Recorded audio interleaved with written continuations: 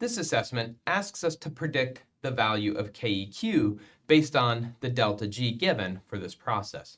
Specifically, we're going to tell whether KEQ is less than, equal to, or greater than 1. What we notice for this reaction, this equilibrium, delta G is negative 1.8. That implies that it would look like this on a reaction coordinate diagram, where this value is that 1.8 kilocalories per mole. A negative delta G indicates a favorable or a downhill process, meaning that this process is going from less stable on the left to more stable on the right. The right side should be the favored side of equilibrium. If there's more of the product than there is of the reactant, KEQ will be greater than 1.